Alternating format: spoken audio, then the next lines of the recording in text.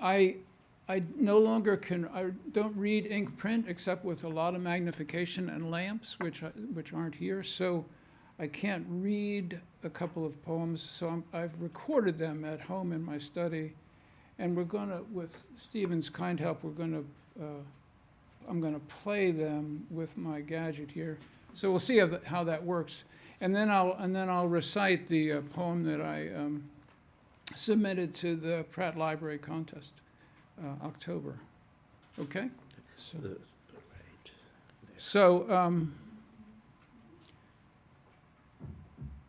this first poem is it's a poem about snow.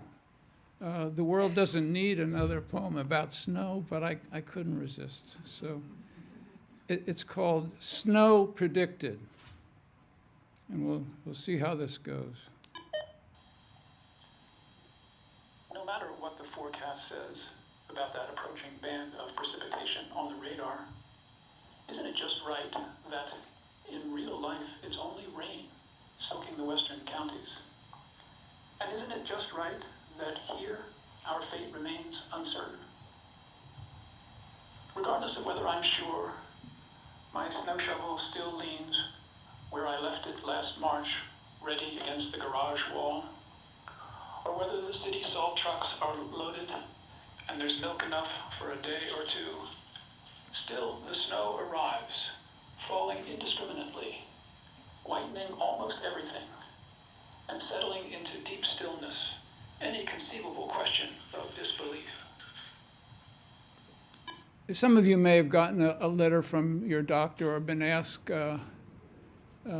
as I was not so long ago, to provide for the doctor's file an advance directive saying what you'd like to have happen at the end of life. This poem grew out of responding to my doctor about this. It's called Unwritten Letters. Unwritten letters.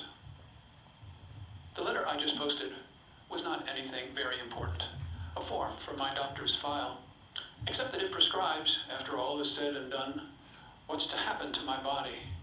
Here, alive, I've never been sure. And shouldn't one have a destination? I could have written a letter to you, saying that I was sorry not to be in touch, or to my daughter on the other coast, saying, my dear daughter, did I tell you you're terrific? Just terrific. Did I say it enough? Good friends, old friends, could have been contacted. Plans could have been made for lunch or dinner or a meeting on the train to some place that I have never been. You could have all come over and we might have played some blues, or I could have met you downtown for dinner and a show.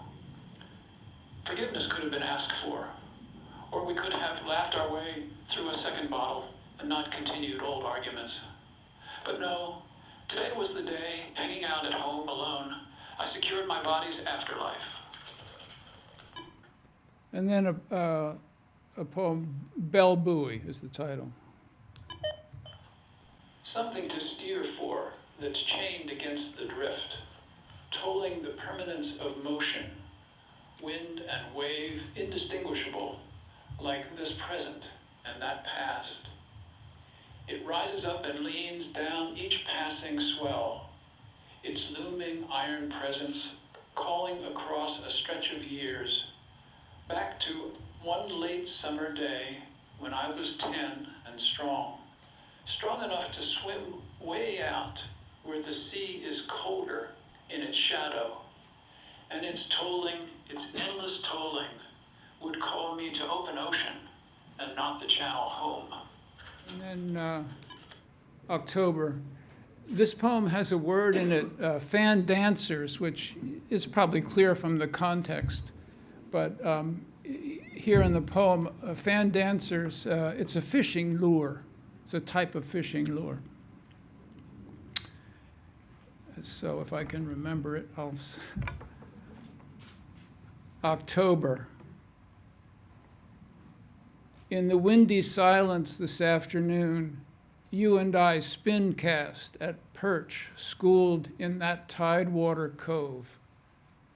They aren't fooled. But then again, Neither do they seem to mind the spins and twirls of our fan dancers, the alluring little lies we arc into their wild cotillion. Hours pass, we hook not one of them. When I was just a boy, you said, the fish don't bite schooled up like that. They're readying to move on somewhere. We both know this, and yet we're here.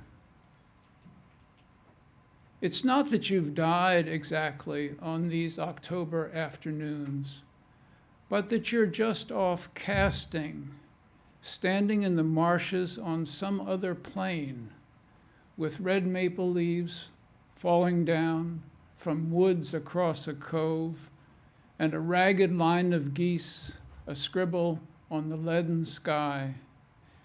And you and I casting from the dunes, hooked to a school, caught in a rhythm not our own, reeling away the afternoon.